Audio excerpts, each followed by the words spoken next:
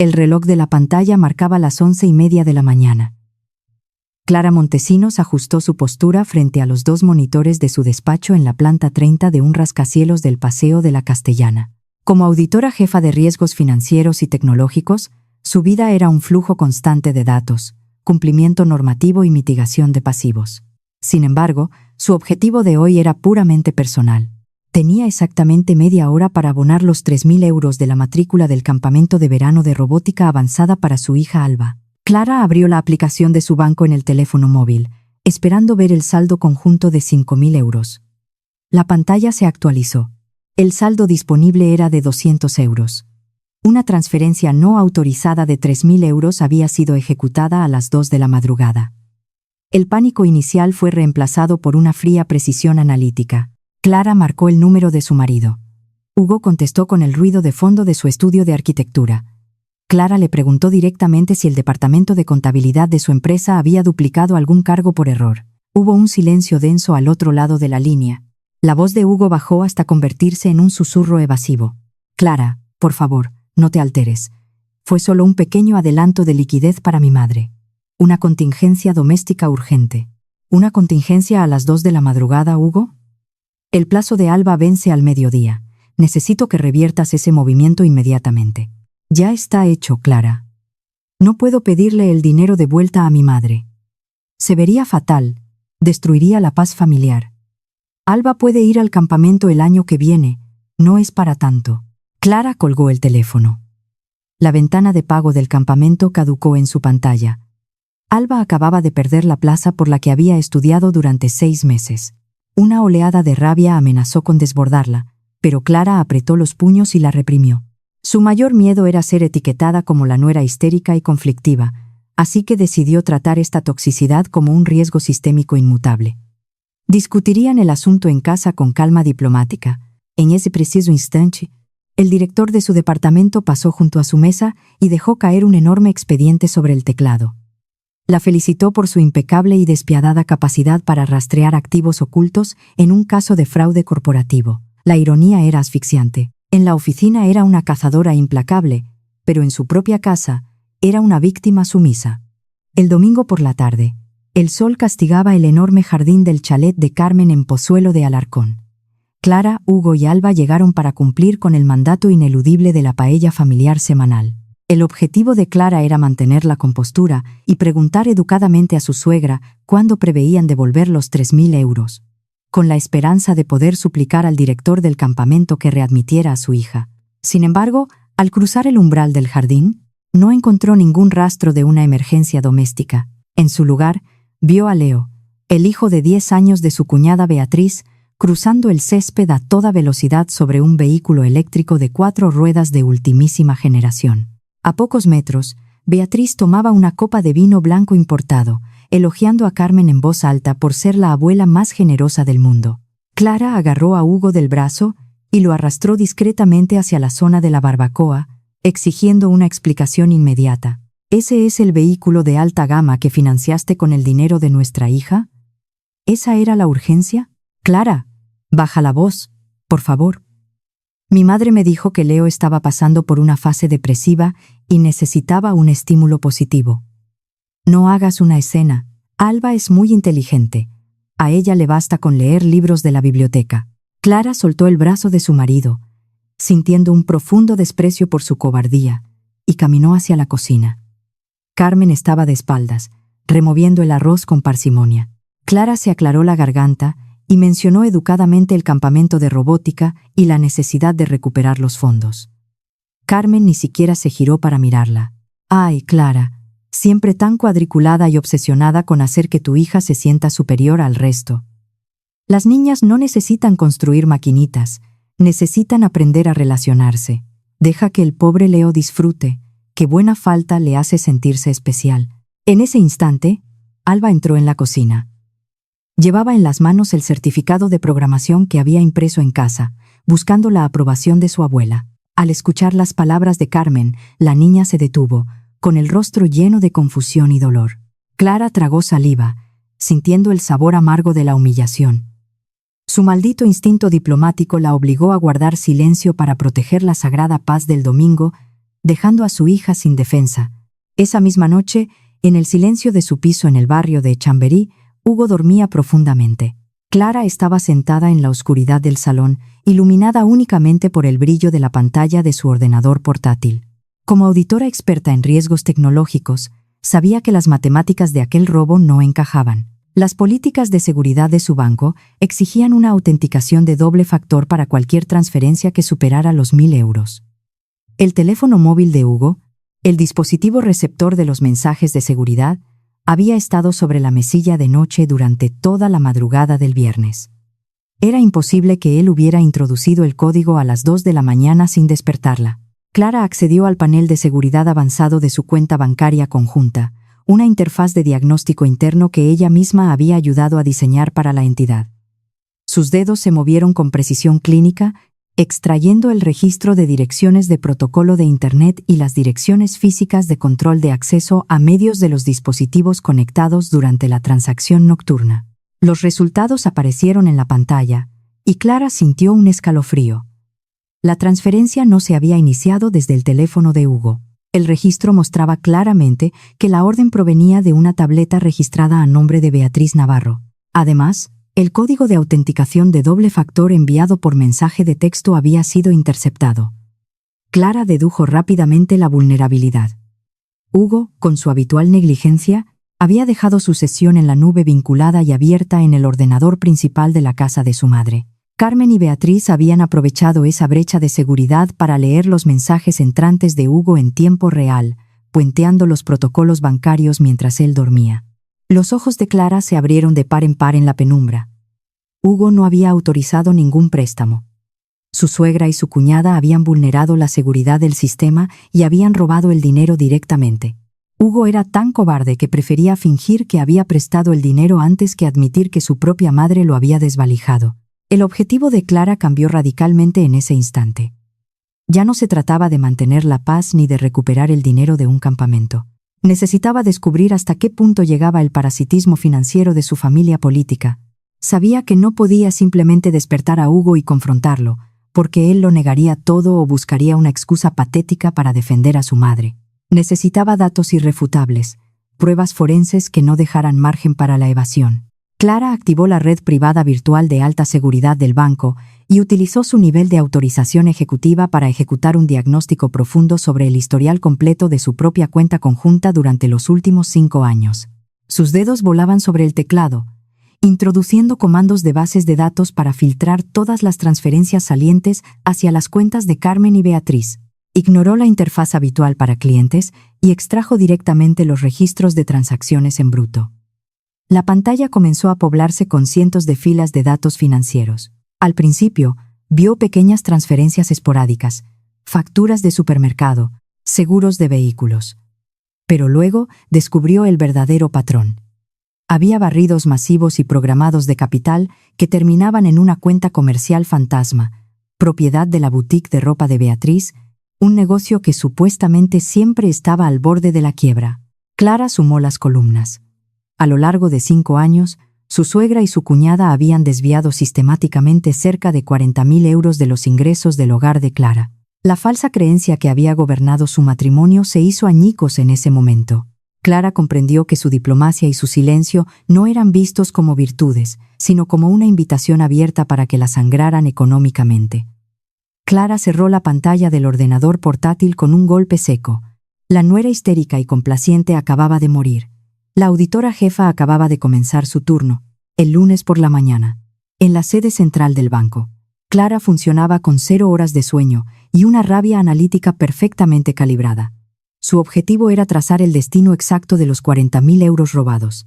Sabía que la boutique de ropa de Beatriz operaba principalmente con dinero en efectivo, lo que la convertía en un agujero negro difícil de auditar desde el exterior. Si Clara indagaba demasiado en las cuentas bancarias de un familiar sin una orden judicial, corría el riesgo de activar las alarmas del Departamento de Cumplimiento Normativo Interno. Por lo tanto, optó por la inteligencia de fuentes abiertas. Accedió a la base de datos del registro mercantil y cruzó la información con el código de identificación fiscal de Beatriz. Durante 2 horas, comparó los activos públicos declarados por la tienda, con el flujo de transferencias entrantes provenientes de su propia cuenta conjunta. Los números contaban una historia fascinante. Beatriz había estado clasificando el dinero robado a su propia familia como ingresos comerciales legítimos.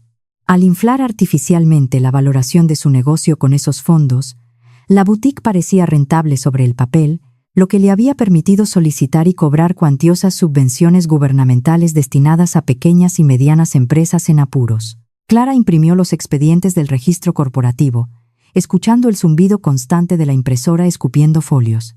Acababa de documentar un fraude fiscal a nivel federal. Ordenó los papeles meticulosamente, los metió en su maletín de cuero y salió de la oficina. Iba a hacerle una visita a su cuñada. Un taxi la dejó en las calles arboladas del exclusivo barrio de Salamanca. Clara se detuvo frente al escaparate de la boutique de Beatriz, observando el interior.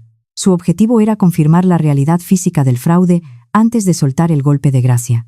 Al entrar, el aire acondicionado le golpeó el rostro, trayendo consigo el aroma de un perfume excesivamente caro y el sonido de una suave música de jazz. La tienda estaba completamente vacía de clientes, pero las estanterías rebosaban de inventario de lujo. Beatriz estaba apoyada en el mostrador de cristal, deslizando el dedo por la pantalla de su teléfono. Llevaba puesta una chaqueta de diseñador que Clara reconoció al instante. Su precio superaba holgadamente los 1.000 euros. Clara se obligó a respirar profundamente, apretando el asa de su bolso para reprimir el impulso primario de gritar en medio del local. Comenzó a mirar las prendas de un perchero con lentitud calculada. Beatriz levantó la vista y esbozó una sonrisa falsa y condescendiente. «Vaya, qué sorpresa. ¿Qué hace la atareada esposa corporativa fuera de su cubículo un lunes por la mañana? Solo pasaba por la zona. Quería ver cómo iban las cosas por aquí. Pues ya ves, todo maravilloso. Aunque deberías traer a Alba un día de estos. Esa niña necesita dejar de obsesionarse con los ordenadores y aprender a vestirse con un poco más de gracia. Lo tendré en cuenta. Por cierto, leí que el gobierno ha lanzado unas subvenciones excelentes para el comercio minorista. Supongo que te habrán venido muy bien. Mi contable es un auténtico genio. El negocio prospera, Clara. Hay que saber moverse». Clara sonrió con una frialdad absoluta. Tomó un pañuelo de seda barato que estaba en oferta y caminó hacia la caja. Pagó deliberadamente con su tarjeta de crédito. Beatriz le entregó el recibo impreso con desgana. Clara lo guardó en su bolso. Ese simple papel contenía el número de identificación del comercio. Ya tenía la última pieza del rompecabezas. Al regresar a su piso en Chamberí esa misma tarde, el aroma a ajo y aceite de oliva llenaba el pasillo. Hugo estaba en la cocina preparando la cena, moviéndose con una tranquilidad exasperante, actuando como si la tensión del fin de semana jamás hubiera existido. El objetivo de Clara era destruir esa ignorancia voluntaria y obligarlo a elegir un bando de una vez por todas. Hugo se acercó con una copa de vino tinto en la mano, contándole una anécdota irrelevante sobre su estudio de arquitectura. «Hugo, tenemos que hablar de los 3.000 euros». La sonrisa de Hugo desapareció al instante. Dejó la copa sobre la encimera y adoptó una postura a la defensiva, cruzando los brazos sobre el pecho. «Clara, ya te lo expliqué. Mi madre lo necesitaba. Estás siendo increíblemente materialista y desagradecida con la familia que te ha acogido». Clara no levantó la voz. Abrió su maletín y sacó los registros impresos de las direcciones de protocolo de Internet y los rastreos de direcciones físicas. Golpeó los documentos contra la isla de la cocina con un sonido seco y contundente.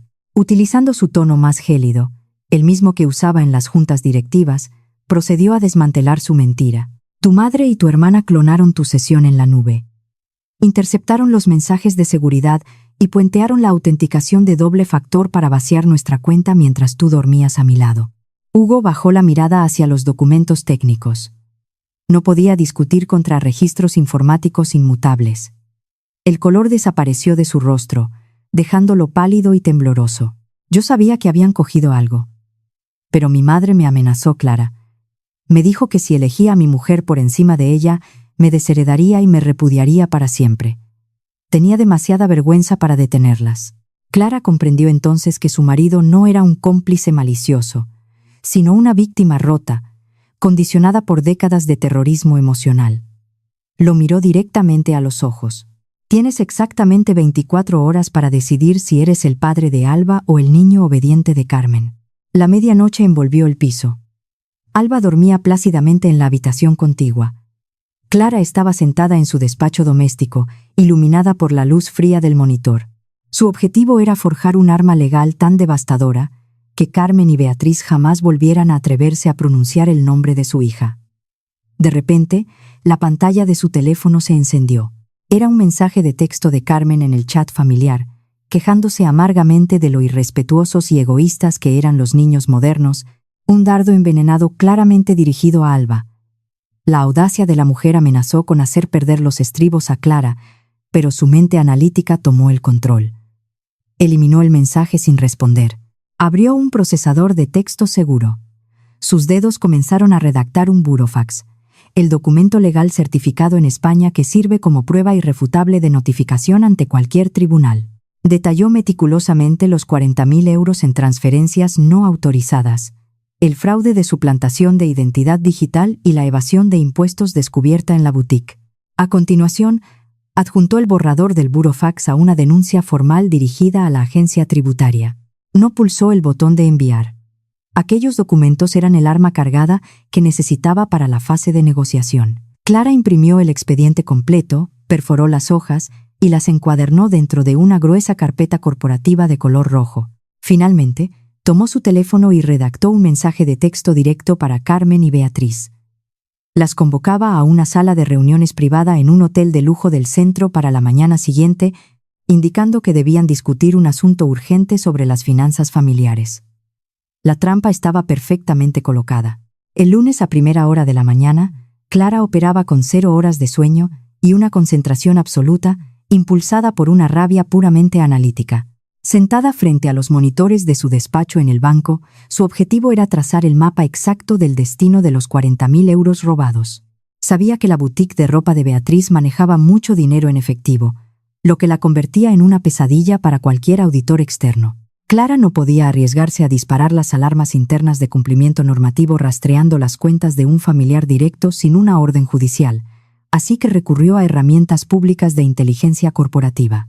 Abrió el portal del registro mercantil y cruzó los datos con el código de identificación fiscal de la empresa de su cuñada. Analizó los activos públicos declarados por la boutique y los comparó con el flujo de transferencias salientes que había documentado la noche anterior. Los números contaron una historia fascinante y completamente ilegal. Clara descubrió que Beatriz había estado inyectando el dinero robado de la familia directamente en las cuentas de la boutique, clasificándolo como ingresos comerciales legítimos.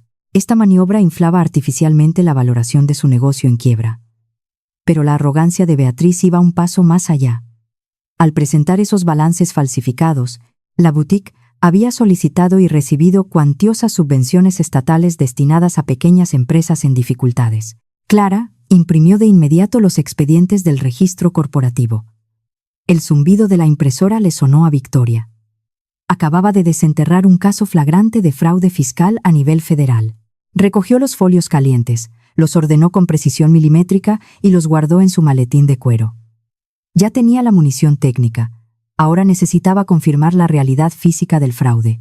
Apagó el monitor secundario, se levantó del escritorio y se preparó para hacerle una visita sorpresa a su querida cuñada. El taxi dejó a Clara en una de las esquinas más exclusivas del barrio de Salamanca. El ambiente olía a perfumes caros y a un nivel de vida que la boutique de Beatriz no podía justificar legalmente. Clara empujó la puerta de cristal del local. La tienda estaba completamente vacía de clientes, pero las estanterías rebosaban de un inventario absurdamente caro. Beatriz estaba detrás del mostrador, deslizando el dedo por la pantalla de su teléfono móvil, vestida con una chaqueta de diseñador que Clara reconoció de inmediato. Una prenda que costaba, como mínimo, 1.000 euros. Clara comenzó a examinar las perchas con lentitud, forzando a sus pulmones a mantener un ritmo respiratorio constante para suprimir cualquier impulso de gritar. Beatriz levantó la vista y esbozó una sonrisa falsa y condescendiente. Vaya, qué sorpresa. ¿Qué hace la atareada esposa corporativa fuera de su aburrido cubículo un lunes por la mañana? Pasaba por la zona haciendo unas gestiones y decidí entrar, respondió Clara, manteniendo un tono de voz neutral y pulido. Tienes piezas muy exclusivas aquí. Solo trabajo con proveedores de alta costura, dijo Beatriz, ajustándose el cuello de la chaqueta. Por cierto, dile a tu hija que deje de obsesionarse tanto con los ordenadores. Deberías enseñarle a vestir mejor, o terminará siendo una chica invisible. Clara no mordió el anzuelo. En lugar de defender a Alba, sonrió con frialdad y cambió de tema. Tienes un gusto exquisito, Beatriz. Me pregunto cómo mantienes este nivel de inventario. Leí que han salido nuevas subvenciones del gobierno para el comercio minorista.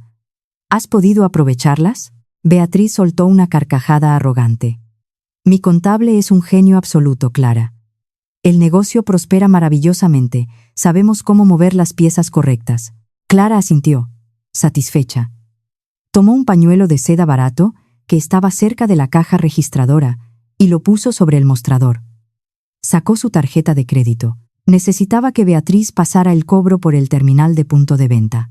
Al recibir el recibo impreso, Clara verificó rápidamente el número de identificación del comercio. Era la última pieza del rompecabezas. Le dio las gracias a su cuñada y salió a la calle, con el recibo guardado junto a los expedientes de fraude. El olor a ajo y aceite de oliva llenaba la cocina cuando Clara regresó a su piso en Chamberí. Hugo estaba frente a los fogones, preparando la cena y actuando con una normalidad desesperante, como si la tensión del fin de semana jamás hubiera existido.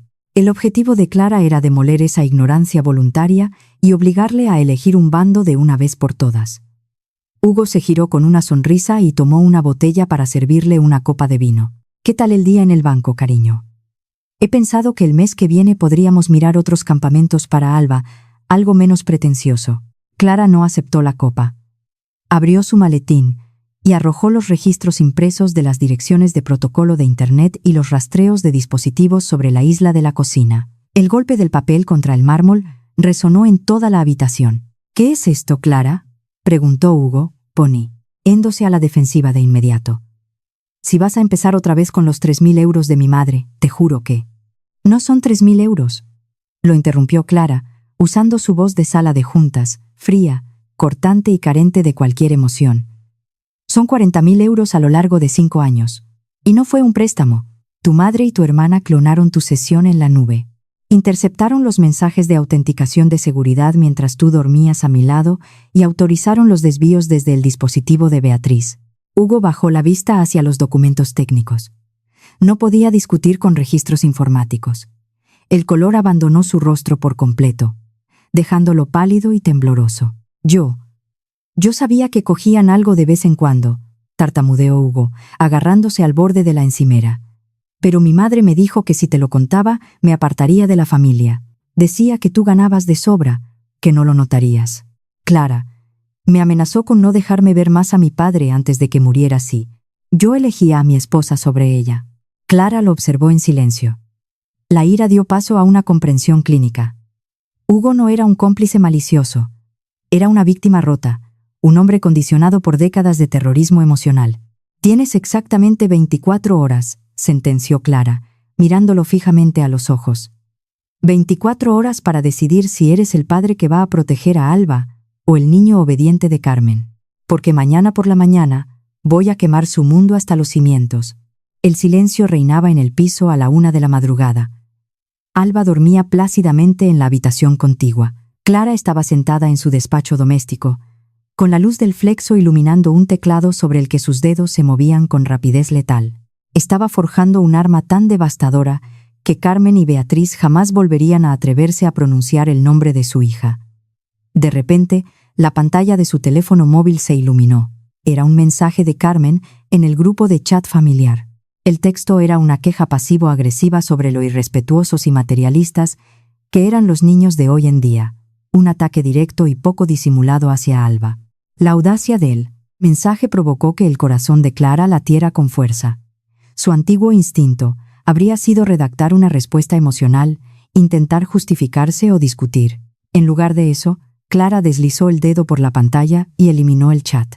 Abrió un procesador de texto seguro en su ordenador y comenzó a redactar un burofax. En España, este documento certificado servía como prueba fehaciente e innegable de notificación ante cualquier tribunal. Con lenguaje estrictamente legal, detalló los 40.000 euros en transferencias no autorizadas, el fraude de suplantación de identidad digital y la evasión de impuestos descubierta en la boutique. A continuación, Adjuntó el borrador del burofax a una denuncia formal dirigida a la agencia tributaria. Describió minuciosamente cómo Beatriz había utilizado el dinero robado para simular ingresos y cobrar subvenciones ilegales. Clara no pulsó el botón de enviar. Aún no. Ese documento era el arma cargada que necesitaba para la negociación del día siguiente. Imprimió el dossier completo, lo perforó y lo encuadernó en una pesada carpeta corporativa de color rojo. Finalmente, redactó un mensaje de texto dirigido a Carmen y a Beatriz. Las convocaba a una reunión privada en una sala de conferencias de un hotel de lujo en el centro de Madrid a las 10 de la mañana, bajo el pretexto de discutir las finanzas familiares de cara al verano. Pulsó enviar. La trampa estaba preparada. A la mañana siguiente, el aire acondicionado zumbaba suavemente dentro de la sala de reuniones con paredes de cristal que Clara había alquilado en un hotel del centro de Madrid. El objetivo era neutralizar cualquier intento de manipulación emocional controlando el entorno físico. Carmen y Beatriz llegaron 15 minutos tarde, luciendo expresiones de fastidio y superioridad. Carmen arrastró una silla de cuero para sentarse en la cabecera de la mesa de caoba, quejándose en voz alta sobre lo absurdo de alquilar un espacio tan frío cuando podrían haber tomado un café en su jardín. Beatriz miró su reloj de pulsera con ostentación, suspirando y afirmando que tenía un negocio muy rentable que dirigir y no podía perder el tiempo en dramas domésticos. Clara no se sentó. Permaneció de pie junto a la pantalla del proyector, proyectando una sombra alargada sobre la mesa. Con una voz carente de cualquier inflexión emocional, les informó de que aquello no era una reunión familiar, sino una revisión formal de auditoría. Hugo tomó asiento junto a Clara. Sus manos temblaban ligeramente sobre sus rodillas, pero, por primera vez en su vida, mantuvo la boca cerrada y no contradijo a su mujer. La expresión de suficiencia de Carmen vaciló por un instante. Giró el rostro hacia su hijo y le exigió con tono autoritario que controlara a su esposa, acusando a Clara de estar montando un circo innecesario. Hugo bajó la mirada hacia la superficie de la mesa y guardó un silencio sepulcral. Beatriz cruzó los brazos sobre el pecho, chasqueando la lengua y exigiéndole a Clara que dejara de jugar a la ejecutiva agresiva. En respuesta, Clara abrió su maletín de cuero, sacó la gruesa carpeta corporativa de color rojo, y la dejó caer en el centro exacto de la mesa de caoba con un golpe sordo que resonó en toda la sala. Beatriz extendió una mano con las uñas perfectamente manicuradas para agarrar la carpeta, pero Clara fue más rápida y plantó la palma de su mano firmemente sobre la cubierta roja, impidiendo que la abriera. Carmen elevó el tono de voz, exigiendo saber qué significaba todo aquel teatro y tachando a Clara de desequilibrada e histérica. Clara ignoró los insultos. Retiró la mano, abrió la carpeta por la primera página y encendió el proyector. Las direcciones de protocolo de Internet y los identificadores de dispositivos aparecieron en la pantalla gigante a espaldas de Clara. Con una precisión letal, Clara comenzó a leer los datos en voz alta. Explicó detalladamente cómo habían clonado la sesión en la nube de Hugo para eludir la autenticación de doble factor del banco. Deslizó su dedo índice sobre los números de ruta bancaria resaltados en amarillo, demostrando el flujo exacto de los 40.000 euros robados a lo largo de 5 años, y cómo cada céntimo había terminado en la cuenta comercial de la boutique. Beatriz palideció de golpe. Su postura arrogante se desmoronó y empezó a balbucear, argumentando torpemente que todo ese dinero había sido un regalo voluntario de Hugo para ayudar a la familia. Clara la interrumpió de inmediato, citando los artículos específicos de la Ley Orgánica de Protección de Datos y los estatutos penales sobre fraude bancario. Aclaró que vulnerar un protocolo de seguridad digital para autorizar transferencias constituye un delito federal, independientemente de quién sea el titular de la cuenta de origen. Al verse acorralada por los datos, Carmen recurrió a su arma más antigua. Sus ojos se llenaron de lágrimas y comenzó a llorar desconsoladamente, acusando a Clara de ser una mujer fría, calculadora y carente de cualquier sentido de lealtad familiar. Clara la observó llorar, pero, por primera vez en 12 años, no sintió absolutamente nada de culpa. Beatriz intentó recuperar el control de la situación adoptando una postura desafiante. Se reclinó en la silla, apoyó los codos sobre la mesa y le dijo a Clara que no podía probar nada ante un tribunal. Aseguró con desprecio que se trataba de un simple malentendido doméstico y que ningún juez de España iba a meter a una abuela en la cárcel por compartir el dinero de su propio hijo. Clara esbozó una sonrisa gélida que hizo estremecer a su cuñada. Pasó directamente a la última sección del expediente. En la pantalla apareció el borrador del burofax y la denuncia formal, ya cumplimentada, dirigida a la agencia tributaria. Clara apoyó ambas manos sobre la mesa y se inclinó hacia adelante. Le explicó a Beatriz que no necesitaba a ningún juez, porque solo necesitaba a un inspector de Hacienda.